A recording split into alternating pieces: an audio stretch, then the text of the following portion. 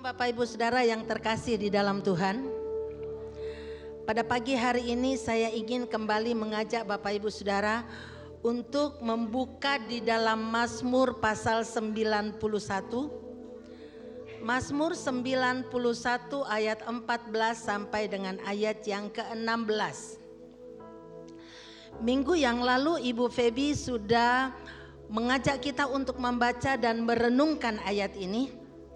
Dan saya ingin mengawali khotbah hari ini dengan kembali membuka Mazmur pasal yang ke-91 ayat 14 sampai 16.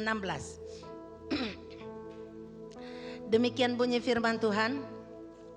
Sungguh hatinya melekat kepadaku, maka aku akan meluputkannya. Aku akan membentenginya sebab ia mengenal namaku. 15. Bila ia berseru kepadaku, aku akan menjawab. Aku akan menyertai dia dalam kesesakan. Aku akan meluputkannya dan memuliakannya. Lanjut. Dengan panjang umur akan kukenyangkan dia dan akan kuperlihatkan kepadanya keselamatan daripadaku. Saudara yang kekasih di dalam Tuhan, waktu saya membaca dan merenungkan ayat ini, saya sangat diberkati dan saya rindu saudara pun menikmati berkat-berkat itu. Minggu yang lalu Ibu Feby sudah mengajak kita untuk merenungkan bahwa orang yang dekat dengan Tuhan, yang hatinya melekat kepada Tuhan, akan menikmati, bebannya akan diangkat, permasalahannya akan ditolong oleh Tuhan. Dan pada pagi hari ini saya ingin melengkapi pernyataan ini. Di sini dikatakan ada dua yang Tuhan katakan di dalam ayat ini. Dia katakan, sungguh hatinya melekat kepadaku, maka aku akan meluputkannya dan aku akan membentenginya sebab ia mengenal aku. Kalau jemaat Tuhan, kalau anak-anak Tuhan melakukan kedua hal ini, maka ada banyak janji yang Tuhan mau berikan kepada kita. Di sini dikatakan ada dua. Dua yang pertama itu adalah kalau hati kita melekat kepada Tuhan dan kita mengenal namanya, maka janji-janji ini akan menjadi bagian kita. Janji-janji ini berlaku buat kita. Yang pertama, di situ dikatakan ayat yang ke-15, di sana dikatakan Tuhan, ayat yang keempat, aku akan meluputkannya.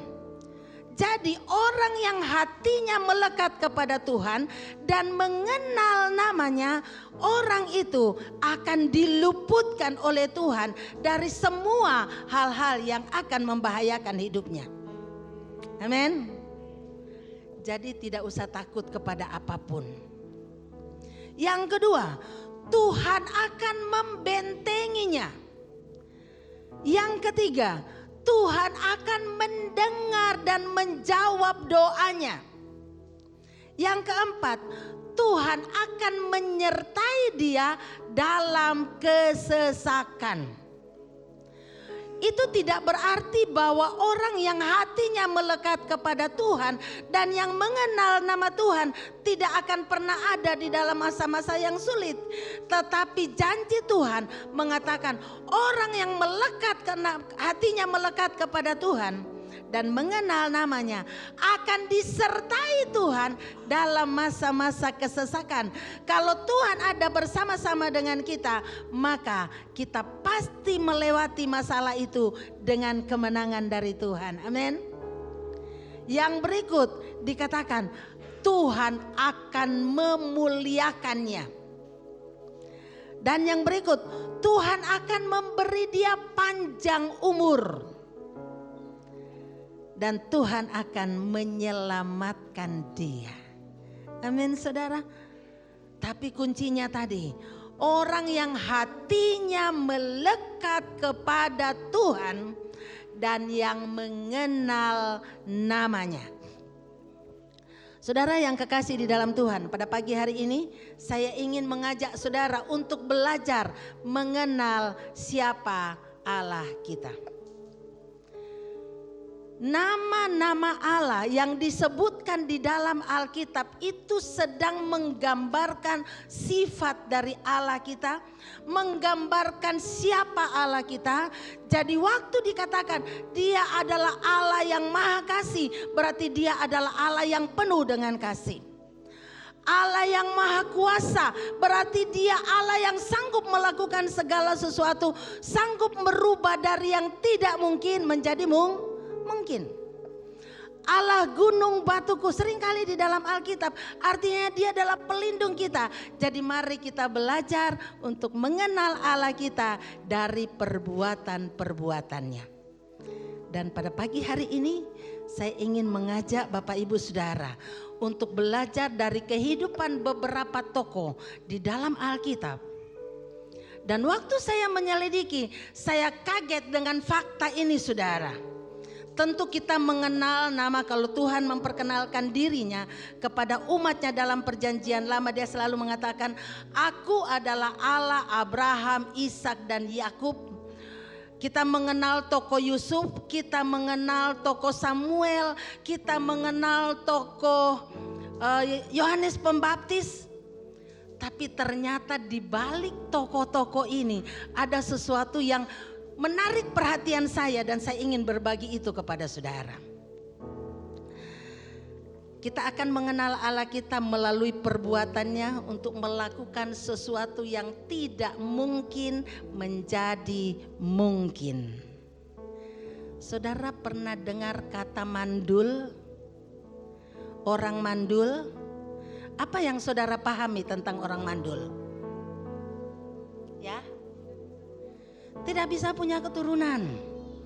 Ya mungkin karena gennya atau mungkin karena, tetapi orang mandul itu adalah orang yang kita pahami bahwa orang yang tidak bisa punya keturunan.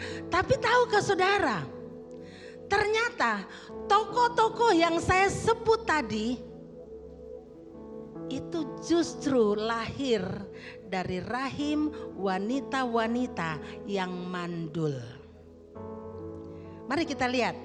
Yang pertama, Sarah dan Abraham, seorang suami, sepasang suami istri yang sampai usia Abraham 99 tahun, Sarah sampai usia 90 tahun belum punya anak, dan Alkitab mengatakan dia mandul. Kita lihat di dalam Kejadian pasal 11 ayat 30. Kejadian pasal 11 ayat 30, di sana dikatakan Sarai itu mandul, tidak mempunyai anak. Kemudian pasal 16 ayat 1 dikatakan, adapun Sarah istri Abraham itu tidak beranak. Ia mempunyai seorang hamba perempuan orang Mesir, Hagar namanya. Di situ dikatakan bahwa Sarah itu mandul 90 tahun. Tetapi tahukah saudara, karena dia menyembah Allah yang hidup, Allah yang Maha Kuasa, Allah yang sanggup merubah segala sesuatu, maka yang mandul akhirnya melahirkan seorang anak yang namanya Ishak, yang disebut dengan bapak-bapak orang percaya. Tuhan kalau memperkenalkan namanya kepada umatnya, Dia selalu mengatakan, Akulah Allah Abraham, Ishak dan Yakub. Yang kedua, yang Abraham melahirkan atau punya anak setelah dia berusia 100 tahun, dan Sarah punya anak, melahirkan pada usia 91 tahun. Saudara, ada yang usia 91 tahun? Rasanya mustahil ya, orang 91 tahun punya anak lagi. Yang kedua, kita lihat Ribka dan Ishak, sepasang suami istri yang sudah menikah 20 tahun tidak dikaruniai anak. Dan ternyata di dalam Kejadian pasal 25 ayat 21 di sana dikatakan bahwa Ribka itu mandul. Berdoalah Ishak kepada Tuhan untuk istrinya sebab istrinya itu mandul. Tuhan mengabulkan doanya, dan setelah dia berdoa kepada Tuhan, Tuhan membuka kandungan Ribka sehingga dia melahirkan sepasang anak kembar, Yakub dan Esau. Kemudian tokoh yang berikut, kita kenal Yusuf. Yusuf adalah seorang yang menjadi orang kedua di Mesir. Seorang tokoh Alkitab yang sangat telah dikatakan apapun yang dikerjakannya berhasil. Tahukah saudara bahwa dia juga lahir dari seorang wanita yang mandul. Kejadian pasal 29 ayat 31. Di sana dikatakan, ketika Tuhan melihat bahwa Lea tidak dicintai, dibukanyalah kandungannya, tetapi Rahel mandul. Kemudian karena dia dalam keadaan seperti itu, dia berdoa kepada Tuhan. Dia merasa sangat dilecehkan oleh saudaranya karena dia tidak punya anak, dihina. Karena orang-orang pada zaman itu, budaya orang-orang pada zaman itu, wanita yang tidak bisa melahirkan anak itu dianggap aib. Sehingga mereka akan melakukan apa saja, bahkan rela menyerahkan suaminya untuk tidur dengan orang lain supaya dia bisa punya anak dari orang itu, supaya anak itu menjadi anaknya. Dan demikianlah dengan Rahel. Tetapi dia berdoa kepada Tuhan dan Tuhan membuka kandungannya sehingga dia melahirkan Yusuf. Kita melangkah ke kitab yang lain. Saudara kenal nama Samuel? Nabi Samuel. Samuel juga ternyata lahir dari seorang yang mandul. Di dalam 1 Samuel pasal 1 ayat 1 sampai 5. Di sana digambarkan bahwa ada seorang wanita yang bergumul terus menerus karena dia tidak punya anak. Sampai dia datang ke bait Allah, ke kemah suci, dia berdoa di situ.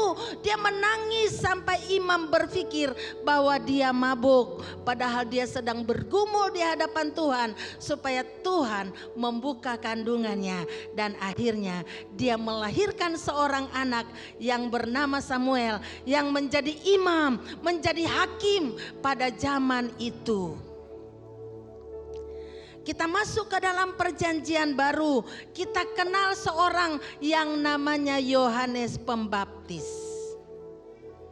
Tahukah saudara, ternyata Yohanes Pembaptis juga lahir dari seorang wanita yang Alkitab katakan dia mandul sampai masa tuanya tidak punya anak. Tetapi mereka tidak berputus harap.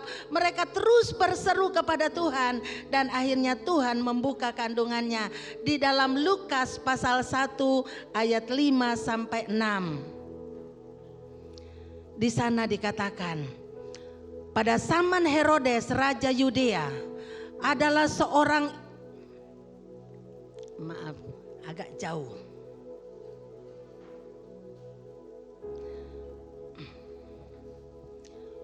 Pada zaman Herodes Raja Yudea adalah seorang imam yang bernama Sakaria dari rombongan Abia.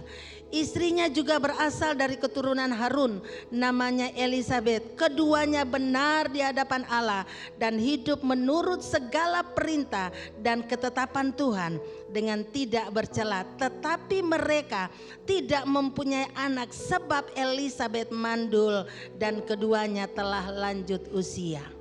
Tetapi karena mereka terus berseru kepada Tuhan, Tuhan membuka kandungan Elisabet dan akhirnya melahirkan seorang anak yang kemudian semua orang tahu, semua orang percaya tahu mengenai nama ini, yaitu Yohanes Pembaptis. Saudara, ini fakta Alkitab. Apa yang bisa kita pelajari dari kisah-kisah ini? Apa yang bisa kita ambil maknanya dari riwayat ini? Mari kita akan melihat. Yang pertama, Sarah, Ribka, Hana, Elisabet, Rahel adalah wanita-wanita yang dianggap rendah oleh masyarakat pada saat itu, dihina karena mereka dikatakan mereka adalah orang-orang yang membawa aib karena tidak punya keturunan. Itu budaya pada saat itu, tapi kita bersyukur kita tidak hidup di budaya seperti itu. Orang-orang pada zaman itu menganggap rendah wanita-wanita yang tidak punya anak. Tetapi Tuhan memperhatikan seruan mereka pada saat mereka berseru kepada Tuhan. Tuhan membuka rahim mereka dan mereka melahirkan anak-anak yang betul-betul mengasihi Tuhan dan dipakai oleh Tuhan. Saudara, walaupun mereka bukan orang-orang yang sempurna, tetapi Tuhan mau memakai mereka. Amin. Saat ini Tuhan sedang mencari orang-orang yang mau dipakai oleh Tuhan, yang mau terlibat di dalam ladang Tuhan. Mereka adalah orang-orang yang cinta Tuhan, tetapi Tuhan belum memberkati mereka dengan keturunan, tetapi mereka selalu berseru kepada Tuhan. Dan orang-orang ini mempunyai persamaan. Persamaannya apa? Alkitab mencatat bahwa mereka adalah orang yang selalu berseru dan berharap kepada Tuhan. Kembali lagi, hatinya melekat kepada Tuhan, maka Tuhan mengubah kehidupan mereka. Amin, saudara. Saya tidak tahu situasi apa yang Bapak Ibu hadapi saat ini, yang mungkin membuat saudara merasa terpuruk, yang mungkin membuat saudara merasa putus asa, yang mungkin membuat saudara merasa tidak berdaya. Tetapi percayalah, Allah kita adalah Allah yang sanggup merubah keadaan dari yang tidak mungkin menjadi dari yang mustahil menjadi bisa terjadi. Dari rahim wanita-wanita yang mandul lahir orang-orang yang besar di dalam pandangan Tuhan. Amin, saudara. Apapun situasi saudara, Tuhan mau memakai saudara. Yang penting kita mendekatkan diri sama Tuhan, melekat sama Tuhan, dan kita mengenal Allah kita. Yang kedua, mereka semua dalam keadaan sedih dan susah karena pada zaman mereka, budaya orang-orang yang ada di sekeliling mereka, wanita mandul itu dianggap sebagai aib. Tetapi kita bersyukur di dalam Tuhan siapapun tidak ada yang aib. Amin, saudara. Tetapi budaya mereka membuat mereka menjadi wanita-wanita yang rendah di mata masyarakat. Tetapi Tuhan mengangkat mereka yang tadinya direndahkan. Tuhan mengangkat mereka dan akhirnya di situ kalau kita baca di dalam Kejadian pasal 30 ayat 23, Rahel mengatakan, Tuhan sudah mengangkat aibku. Kejadian pasal 30 ayat 23. Kemudian di dalam Lukas juga pasal ini dikatakan begini, maka mengandunglah Rahel dan melahirkan seorang anak laki-laki, berkatalah ia, Allah telah menghapus aibku. Elisabet juga mengatakan yang sama di dalam Lukas pasal 1 ayat 24. Mereka adalah orang-orang yang dipandang aib oleh masyarakat mereka. Walaupun di mata Tuhan mereka adalah orang-orang yang mulia. Amin. Tuhan pakai mereka. Elizabeth mengatakan, berapa lama kemudian Elizabeth istrinya mengandung dan selama 5 bulan ia tidak menampakkan diri. Katanya, inilah suatu perbuatan Tuhan bagiku dan sekarang ia berkenan menghapuskan aibku di depan orang. Saudara, apapun bagaimanapun penilaian masyarakat kepada kita, kalau kita mendekatkan diri kepada Tuhan, kita menempel, melekat kepada Tuhan, kita mengenal Allah kita, Tuhan sanggup menghapuskan segala aib atau segala pandangan-pandangan masyarakat terhadap kita. Amin, saudara. Dekatkanlah dirimu kepada Tuhan. Yang ketiga, Tuhan mampu mengubah hidup mereka dari yang diaibkan, dari yang direndahkan menjadi orang-orang yang dipermuliakan oleh Tuhan, karena mereka melahirkan keturunan-keturunan yang memberkati banyak orang. Banyak orang yang punya anak, tetapi mereka tidak disebutkan di dalam Alkitab. Tapi mereka yang dikatakan mandul, kemudian karena nama, karena Tuhan memberkati mereka, anak-anak mereka dipakai oleh Tuhan, mereka menjadi orang-orang yang dipermuliakan, yang di mana-mana Injil diberitakan, nama mereka disebutkan. Amin.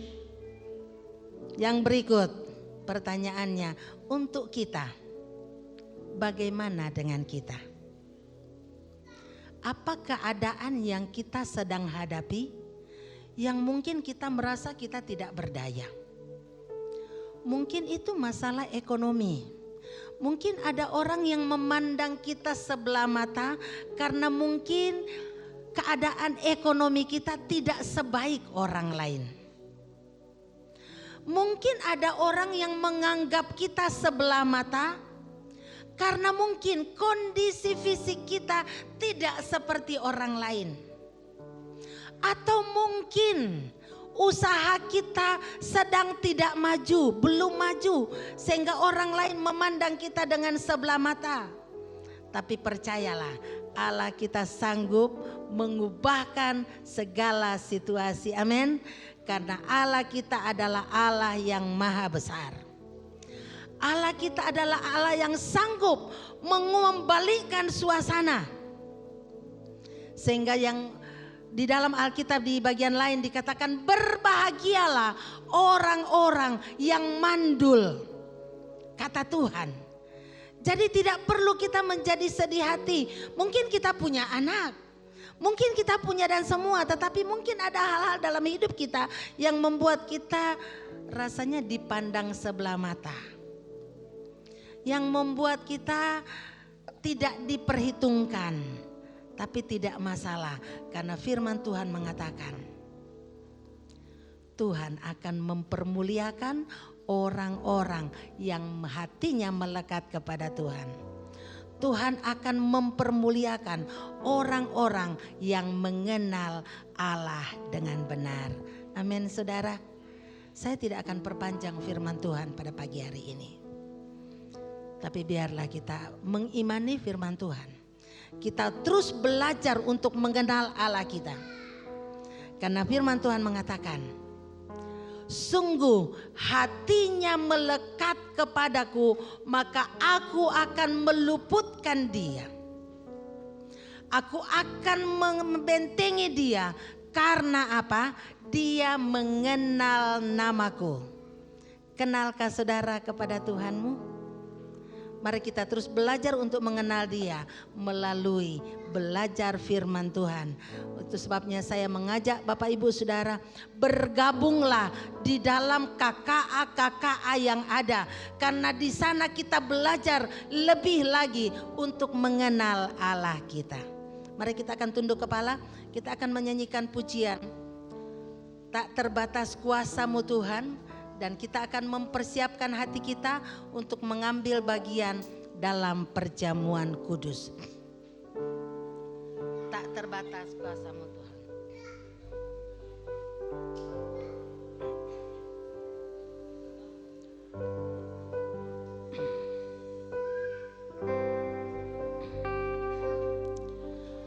Tak terbatas kuasa-Mu Tuhan,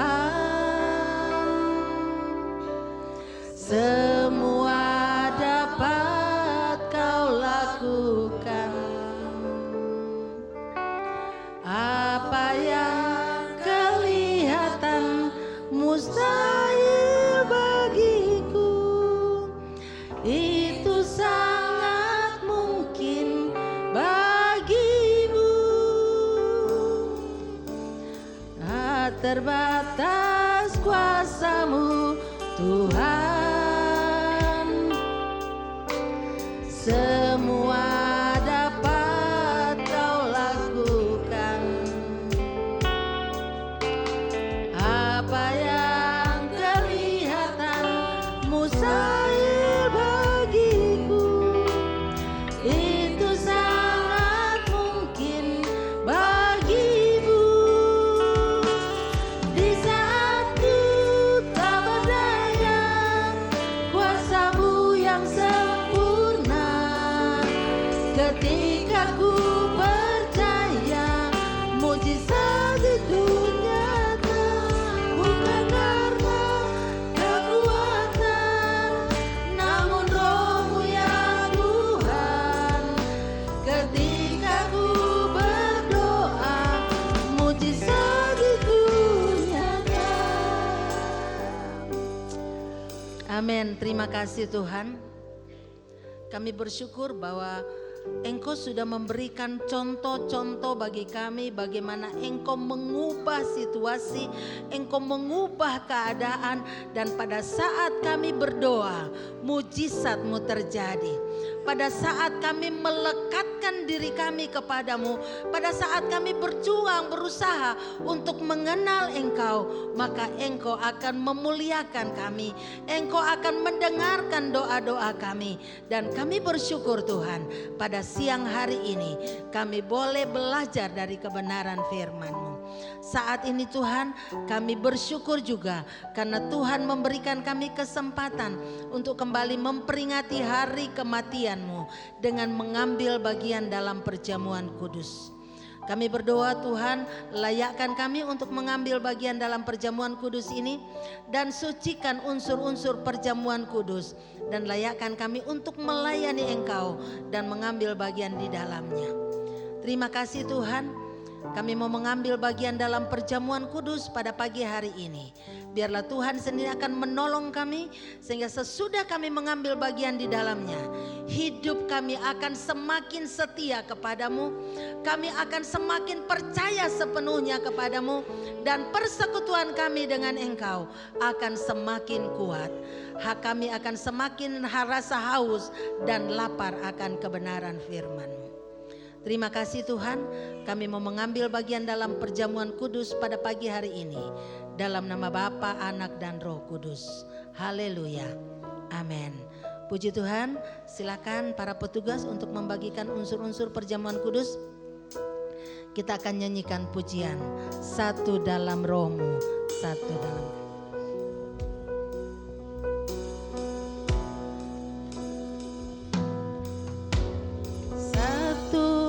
Dalam Roh-Mu, satu dalam firman-Mu, satu dalam kasih-Mu, kasih Tuhan, tubuh dan darah-Mu yang menyatukan aku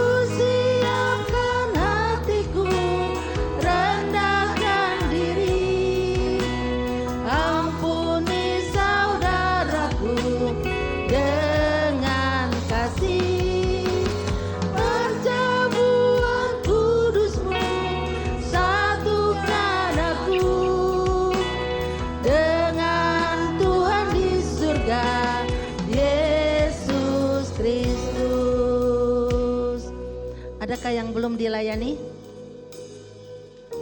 Kalau semua sudah, mari saya undang Bapak Ibu Saudara untuk bangkit berdiri. Sambil mengangkat roti di tangan kanan saudara dan saya. Lihatlah dengan imanmu bahwa roti ini adalah simbol dari tubuh Tuhan yang dipecah-pecahkan karena dosa saudara dan saya. Dan dengarkanlah firman Tuhan. Sebab apa yang telah kuteruskan kepadamu telah aku terima dari Tuhan, yaitu bahwa Tuhan Yesus pada malam waktu ia diserahkan, ia mengambil roti dan sesudah itu ia mengucap syukur atasnya, ia memecah-mecahkannya dan berkata, inilah tubuhku yang diserahkan bagi kamu, perbuatlah ini menjadi peringatan akan daku. Mari kita akan pecahkan bersama-sama dan kita akan makan bersama-sama dalam nama Tuhan Yesus Kristus.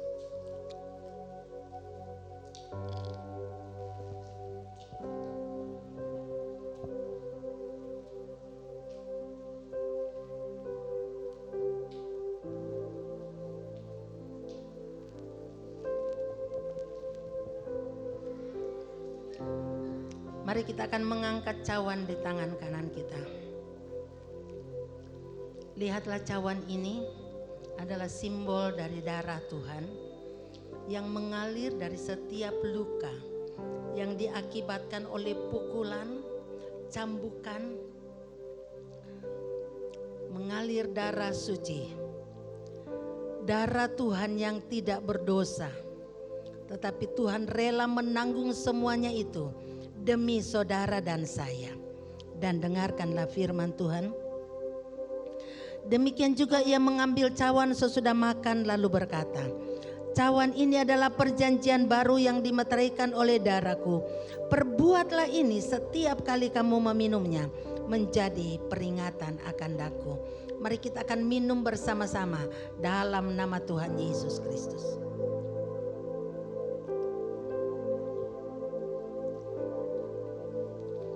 Sebab setiap kali kamu makan roti ini dan minum cawan ini, kamu memberitakan kematian Tuhan sampai ia datang.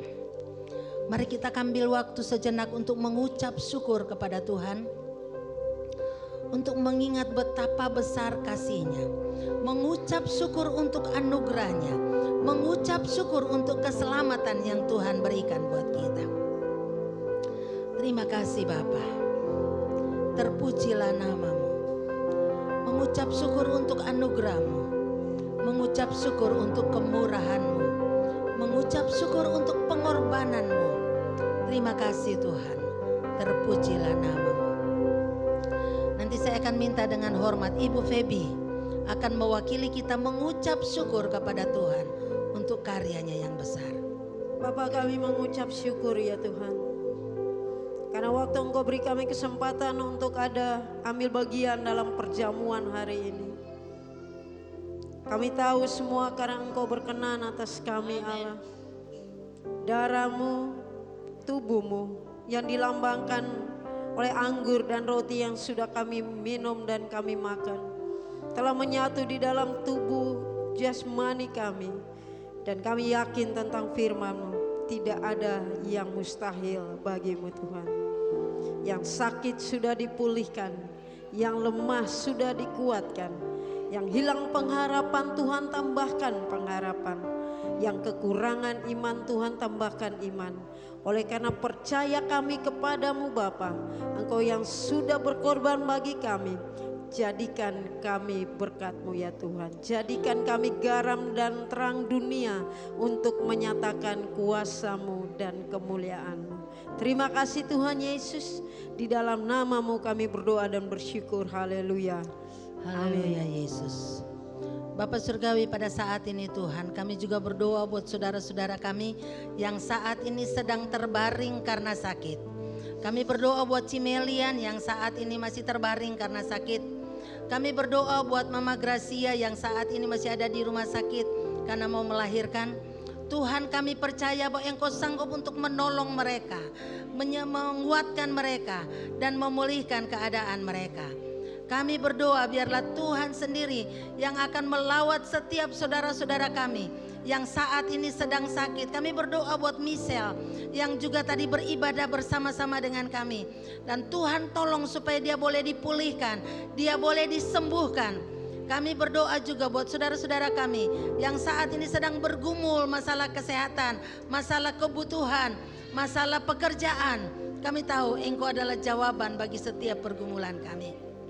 Terima kasih Tuhan. Kami mengucap syukur pada hari ini. Kami berdoa untuk perayaan Paskah yang akan kami laksanakan. Kami berdoa juga menyerahkan rencana rapat kerja yang akan dilaksanakan pada tanggal 10 dan 11 Maret. Tuhan Engkau campur tangan. Beri kami hikmat, beri kami hati yang sungguh-sungguh rindu untuk memikirkan kemajuan pekerjaan-Mu di tempat ini. Terpujilah nama-Mu Bapa. Bapa kami yang di sorga, dikuduskanlah nama-Mu, datanglah kerajaan-Mu, jadilah kehendak-Mu di bumi seperti di surga. Berikanlah kami pada hari ini makanan kami yang secukupnya, dan ampunilah kami akan kesalahan kami, seperti kami juga sudah mengampuni orang yang bersalah kepada kami. Dan janganlah membawa kami ke dalam pencobaan, tapi lepaskanlah kami daripada yang jahat. Karena Engkau-lah yang mempunyai kerajaan dan kuasa dan kemuliaan sampai selama-lamanya. Angkatlah kedua tangan saudara di hadapan Tuhan dan terimalah berkat Tuhan.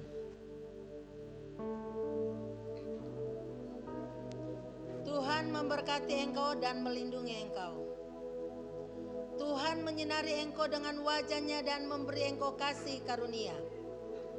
Tuhan menghadapkan wajah-Nya kepadamu dan memberi engkau damai sejahtera. Kiranya damai sejahtera Allah yang melampaui segala akal menguasai hati, pikiran dan perasaan saudara dan saya mulai hari ini sampai Maranatha Tuhan Yesus datang kembali. Haleluya. Amin.